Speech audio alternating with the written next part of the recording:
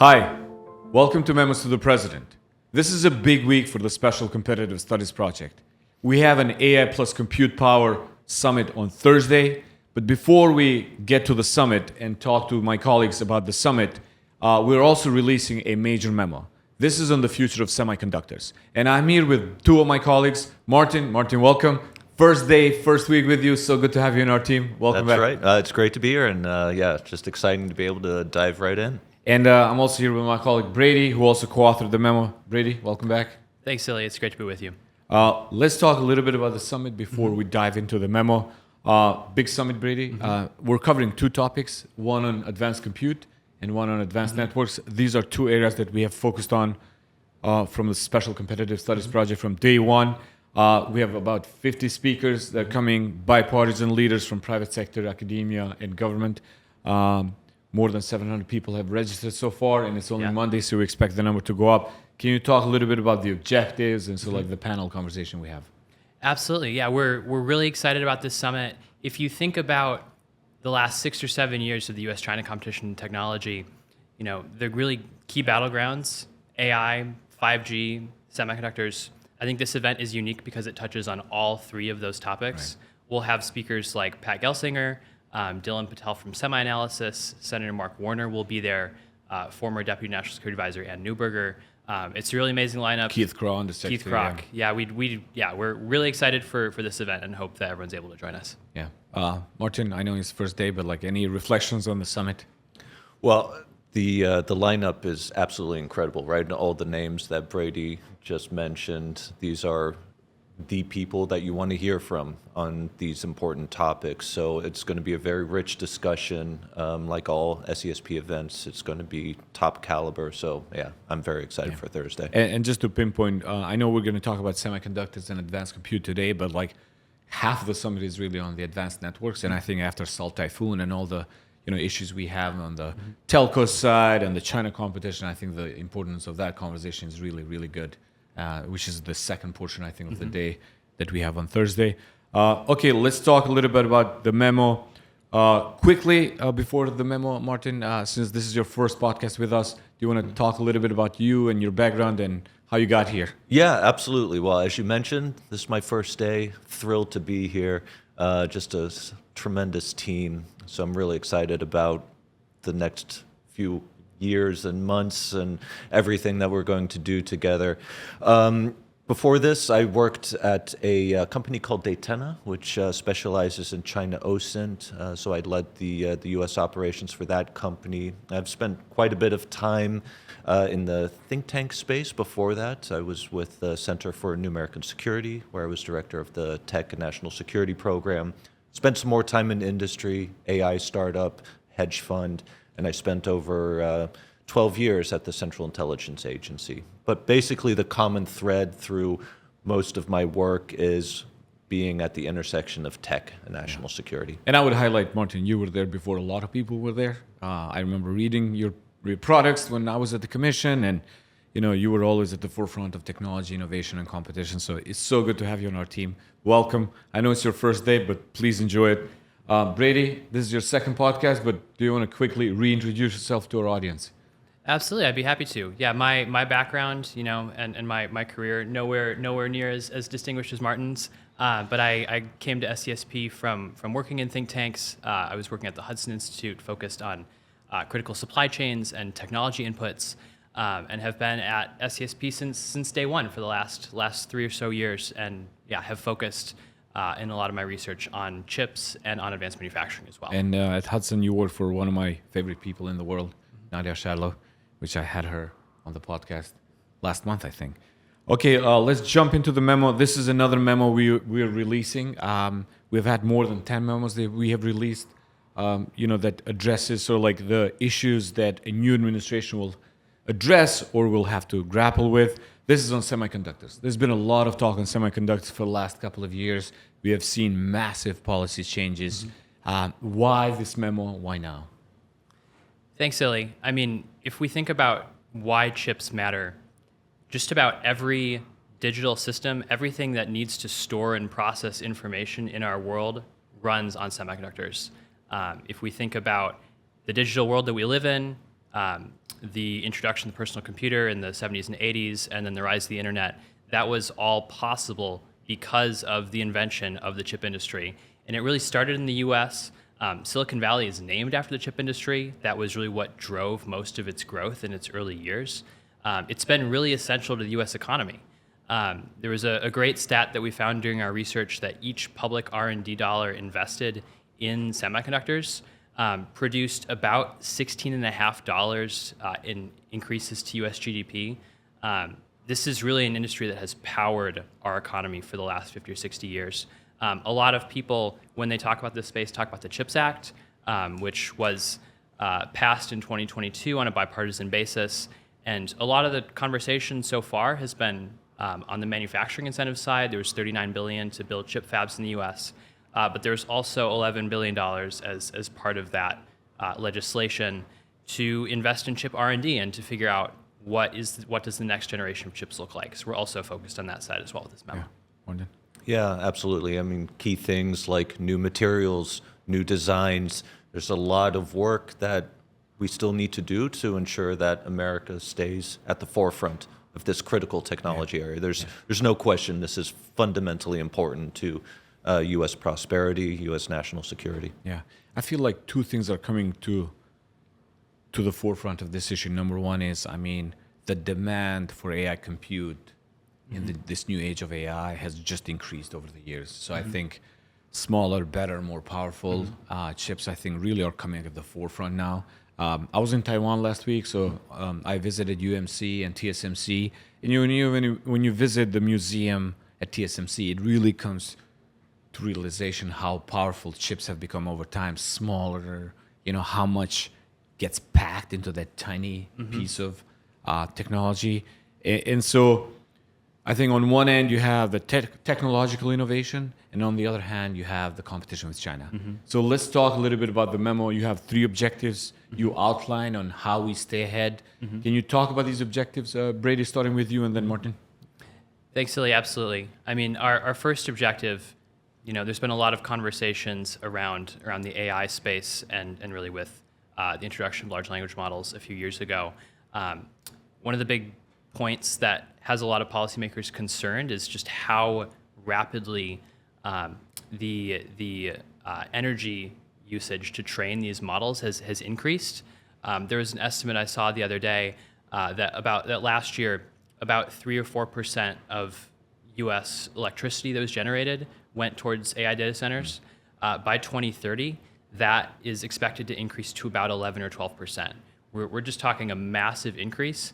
The reason for that is that progress in AI is moving so fast, and Moore's Law, which has driven advances in computing power and in chips over the last 40 or 50 years, is starting to slow down. And so you're seeing an increasing delta between how fast AI is progressing and how much computing power chips can provide. Right. And that gap is really something that's critical. And so that's our first objective. Our second objective, if we think about who gets at that gap, and also who or what kinds of players will build chips that we need for new defense systems like drones, directed energy systems, et cetera. We really are excited about what chip startups can do in this space. There's just a lot of innovation that needs to take place, and we really need to focus on helping the players that can run really fast and develop new breakthrough innovations get to market faster. That's our second objective. And then our third is defending U.S. positional advantages. Right. How do we make sure that the gains that we have in the industry that we have are protected against China's predatory economic practices? Right. Martin? Well, on that protect agenda, we put forward 2 specific recommendations. So one, looking at hardware-based solutions. There's some very interesting preliminary research taking place about how you can build in specific hardware components to a chip to make them secure and traceable. Right. So there's cybersecurity aspects that you can build into the chip to harden them in that sense. But it's also feasible to have hardware solutions where you can actually detect unauthorized use of a chip. And I think long term, this would be a very interesting additional capability from an export control standpoint perspective, for example. And that brings us then to the second general bucket of recommendations is how should the United States proceed with export controls? That's work that Brady, the team, and I will be working on the next few months. And what that will look like ultimately is figuring out what the U.S. is already doing, what should we keep, what should we fine-tune, and what other possibilities are out there. And I think the AI diffusion framework that the Biden administration put forward at the very end of their administration is an interesting one to look at, thinking about potentially countrywide export controls ultimately. Brady, let's talk a little bit about China, because obviously, as I told you, like in Taiwan, there's no country, I think, that feels the pressure across all spectrum, like Taiwan. But obviously, given the presence of TSMC there, UMC, and the importance that companies from there have to the global market is enormous. But China is not standing still, like they're investing, they're subsidizing, they're like moving aggressively into the chip space. Can you talk a little bit about that piece of the competition? Absolutely. And I'll leave it to Martin to talk more in depth about China's ambitions in the semiconductor space and what their strategies and plans have been over the last few years. But just on your note about Taiwan, I think a lot of people in the U.S. see Taiwan as this faraway place, aren't really sure why it matters. Why are we committed in some ways to protecting them? The chip industry, as you mentioned, is really, I think, one of the key elements that binds us to Taiwan. There are estimates out there publicly for the amount of economic damage that the U.S. economy would face if China were to invade Taiwan or do a blockade or something. Those estimates range anywhere from $1 trillion in damage to the global economy to $10 trillion. We're talking about like a new Great Depression overnight. That's how important the chip industry is to the global economy, and that's how important it is to the U.S. We're just talking catastrophic economic consequences for everyday Americans and for the whole global economy in general. So that's a little bit on the importance, but I'll leave it to Martin to talk about China's ambitions and plans. Yeah, absolutely. China's leadership is crystal clear. They want an indigenous semiconductor value chain. They want a value chain that they control. And they've spent decades working towards that goal. The good news for the United States and its allies is that is extremely difficult to do. And the United States in particular has a lot of leverage to ensure that that is nearly impossible to actually make happen. That's why the export controls that we've been seeing formulate over the last few years have been so critically important. Also very important that we continue pushing down that road, given how fundamentally important semiconductors are to economic security and national security. Now, of course, Beijing is not sitting still. They're doubling down on making huge investments into China's domestic industry. There remains a challenge in semiconductor fabrication. That is probably still their Achilles heel. But what we're seeing as a side effect of the export controls on more advanced chips is that Beijing has doubled down on legacy chips. And that's going to pose some significant problems for U.S. firms in particular down the road, because it then also creates for the United States and like-minded techno-democracies another angle where China could create a dependence on these very vital chips because they're in everything, automotive in particular. Right. And then I think you make a good distinction there, Martin, because in our conversations in Taiwan is, yes, most of the conversation is focused on the advanced semiconductors, but when it comes to legacy chips, which is the majority of the market, majority of devices, this is where the competition is much, much more hotter between the rest of the world and China, because China has moved really aggressively in the legacy piece. The advanced manufacturing, like it's always like 2 steps forward, 1 step backward, because the ASML, the export control, so like there's a lot of like there that China cannot really move as fast as they want. But on the legacy chips, I think this is where I think most of our interlocutors in Taiwan were feeling the heat from the Chinese companies. Okay, guys, so let's do a little bit deep dive on the memo and the content you have. So Brady, let's start with the first recommendation and a couple of ideas you have there in terms of moonshots. Can you talk a little bit more about your thinking? Thanks, Illy. Yeah, I'd be happy to break those down for our audience. I mentioned a few minutes ago that AI energy efficiency is really a huge issue. It's arguably the biggest issue and biggest constraint that AI and the data center market face over the next 5 years. It's also a huge issue in chips as well. And so the goal that we lay out here is figuring out how we can reduce the energy usage of AI by several orders of magnitude via the hardware layer alone. So if we think about how chips have been produced, they've pretty much, the fabrication methods have pretty much stayed the same over the last 50 or 60 years. But there's a lot of really interesting innovation in materials and new devices, even entirely different ways of doing computation that we're seeing emerging in US labs. So we've talked with many of these companies. We'll have one of them there on Thursday.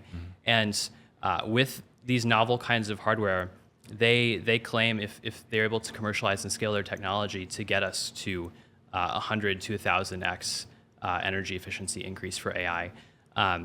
We think that if we were to set this as a national goal and have serious amounts of resources and policy attention focused on it, then we could achieve something like this. There's really 2 or 3 compute paradigms that we're especially excited about that I'll call out for our audience. The first one, and this is the one I mentioned would be at the summit this week, is called reversible computing.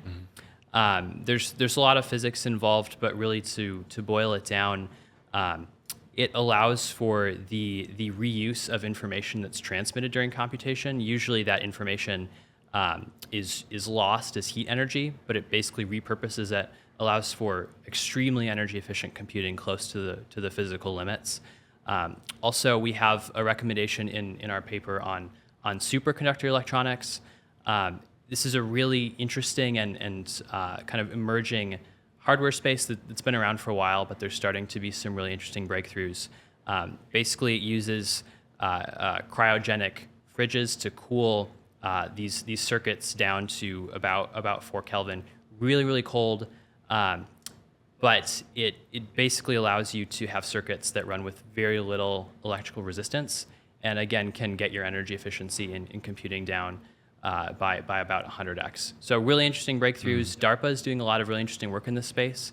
I'll also call out the National Semiconductor Technology Center, which was established by the CHIPS Act really to be the central linchpin for the chip innovation ecosystem going forward over the next 10 to 15 years.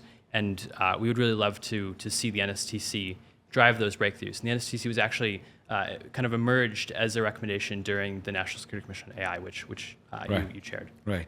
No, excellent. I mean, look, there's a lot going on in this space. I mean, on one end, you have efficiency gains through producing more, faster, better. But at the same time, you have a lot of companies that are looking at new ways to produce, either addressing the size, the scope, but also the temperature, right? So there's a lot of excitement, and you mentioned some of these companies will be at the summit on Thursday. Before we talk about the opportunities that I mentioned now have emerged in this space, because look, there's a lot of attention that has been going on the semiconductor piece. I mean, I remember when we were at the AI Commission, this is the internal story that I always tell is, Chris Darby and Eric and Safra were always insisting that we cover chips as part of the AI Commission. And I was the one that pushed back, because I was like, if we add chips now, you expand the mission, and then, your mission becomes like just an ocean of all the issues related to AI. But I'm glad they outvoted me. Obviously, they had more power than I did. And so, but let's talk a little bit about the protect side, Martin. Yeah. A little bit of we produce, we invent, we export, but then how do you protect this? So China, the whole competition with China is it's not like how you completely shut them down, because it's not going to be possible, but at least how you slow them down so you can solidify your lead. Absolutely. Export controls can be effective, but there are always loopholes. Just today, there was an article in the Wall Street Journal talking about this whole shadow network of dealers and brokers that are now they just acquire whole servers and try and circumvent export controls that way. So chips are still getting in the hands of end users and being used in ways that is not the desire and intent of the government of the United States or that of our allies as well. So work still needs to be done. The first Trump administration and the Biden administration did a lot in terms of export controls. I would strongly urge the new Trump administration to double down on the work that's already been done. There's a lot more that can be done. I think in particular, thinking about ways where you may end up having country-wide restrictions on the purchase of a specific type of semiconductor, that the old end user paradigm may not meet the moment anymore. One way to think about that is the AI diffusion framework that I mentioned earlier. That could be a model that the Trump administration could build on. And I think these are the types of discussions that we need to be having in Washington, what that next, that 2.0 version of export controls looks like in the modern world. One way where I think we can get there is some of the hardware-based solutions that is mentioned in the memo, both from the standpoint of being able to monitor and detect certain undesired uses of semiconductors, but there's also an interesting protect component to it in the sense that you can harden semiconductors in the sense of mitigating the risk of them being a vector for cyber attacks, for example. And there's some very interesting work being done here in the United States, but also in Europe and with some of our Indo-Pacific allies. I would strongly encourage the Trump administration and future U.S. administrations to make R&D money available so that we can drill down, really expand the art of the possible. I think that's where the future ultimately lies. So I think the best option here is to find that middle path in which our companies continue to lead in terms of design, manufacturing, and export, but also how do we prevent the best chips, the latest cutting-edge chips landing in the hands of, either Chinese companies, third-party, like entities that eventually are enabling PLA to gain some kind of a military national security advantage, right? Absolutely. Yeah, and I think we need to think about this as a long-term strategy, right? We're not going to get it right the first time. We're going to constantly have to adjust, and we need to keep thinking of new and innovative ways to push this paradigm forward, because it is different than the competition with the Soviet Union. It's a different ball game, and we have to think differently as well. Right. Another big portion of the memo, Brady talks about using new ways to help the new startups. And we talked a lot about, there are new ways of thinking about building and designing these semiconductors. Can you talk a little bit about the portions in the memo that has recommendations about how to address this? Absolutely. Thanks, Illy. And really, you mentioned, how do we make sure our companies dominate, especially when we're thinking about new ways to power large-scale AI systems, coming up with new high-powered chips to power our defense systems. I believe, and I think we lay out in the memo, that many of those most innovative ideas will come from our small companies. And so there's a couple different ways that we can go about this and that we can provide incentives for startups. I mentioned the CHIPS Act earlier. A lot of the early focus of CHIPS Act implementation has been on manufacturing incentives. How do we build out these ginormous fabs in the US? That is a really critical piece from a security angle. It's really critical in case there is a military contingency to have some supply of chips at home.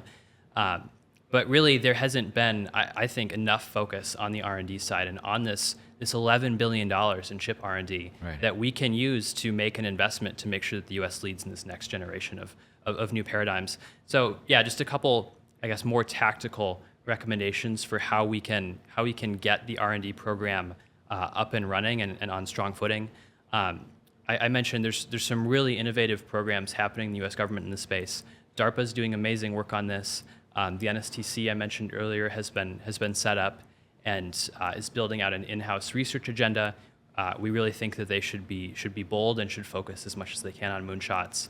And then the Department of Energy as well has done really great work on this for a long time and obviously is focused very intently on this AI energy efficiency issue. Really thinking about what are ways that those programs can collaborate better together. For example, could we open up the national labs a bit more for startups? Sometimes chip making equipment can cost hundreds of millions of dollars just for one piece of equipment. And a lot of the labs have really cutting edge stuff that could be used by startups to help them develop new technologies. Chip prototyping is also a huge issue. Many of these startups, in order to get their first chip fabbed, they have to go to TSMC, and then they have to get a chip shipped back to them after they ship in their design. That can take 2 or 3 months. Right. And it's really, really hard if you're a small company or a researcher to get access to really cutting edge manufacturing capabilities. And so how can we speed up and accelerate time to action in prototyping? How can we make sure that these startups have preferential access to be able to produce their technologies faster and just to move quicker so that we can move out and dominate these spaces? Right. I mean, today, TSMC announced that they're going to invest $100 billion in United States, I think, over the next 4 years, if I'm not mistaken. And I'm all for it because I think it just continues to build this symbiosis and ecosystem between us and Taiwan, which I think our comparative advantage with the rest of the world is that, the relationship we have with Taiwan, the TSMC relationship, TSMC being really at the cutting edge of these, fabs. So that's really exciting news. So I think... one last thing I wanted to do, one more plug about the summit on Thursday. What are you guys mostly excited about hearing on Thursday? Let's make some predictions, Brady. Who are you excited to watch and listen insights on Thursday at the summit? I mean, you worked hard. I mean, you know the agenda inside out. So Yeah, I mean, I think the part of our programming I'm most excited for is hosting Pat Gelsinger. I agree. He'll speak with David, who runs our first time platforms since team. he left Intel as a CEO. Absolutely. So that's a big deal. Yeah. Yeah, and he has some really interesting insights, even beyond chips, on AI and quantum as well. So I think it's really a treat to hear from someone who's spent so much time in the space. I'm also excited for the next gen microelectronics panel. There's a lot of Who's speaking of on that firepower. panel, Brady? Yeah, we have a scientist from NVIDIA coming. We have 1 or 2 startups, and some scientists from the national labs will be there. So really a cutting edge panel on thinking about Amazing. what's beyond Moore's law, what are some of these next generation paradigms that people are most excited about. So yeah, definitely feel free to come and hear more about what's coming next in chips from people who are much smarter than me. Yeah. So. Martin, I know your favorite is you moderating the session with Senator Warner. I'm looking But forward apart to that from very that, what much, is your yes. second most favorite panel? Well, I had the pleasure of hosting Alan Estevez. These were guy. the first Yeah. public remarks after the October Nice. 2022 export controls. I'm very eager to hear what he has to say. I imagine that he'll be reflecting on the past few years, but also what lies ahead. But as Brady mentioned earlier, the whole lineup is just incredible. Yes, So I I'm agree. just I agree. looking forward Yeah. to a phenomenal day. And speaking of Alan is a great colleague of mine from DoD days, and he also is joining us as an advisor here at SCSP. So I've admired his work, his passion, and obviously his national security credentials are incredible. But as I agree with you, Martin, an incredible day we have on Thursday. So for those of you watching, please join us at Ritz-Carlton West End this Thursday for an all-day summit on all these topics that I talked with Martin and Brady. Thank you so much for joining me. Great job on the memo. Please be on the lookout. We will release the memo before the summit. Martin, thank you. Welcome. Brady, thanks again. Great job. And to those of you watching, thanks for tuning in again to Memos to the President.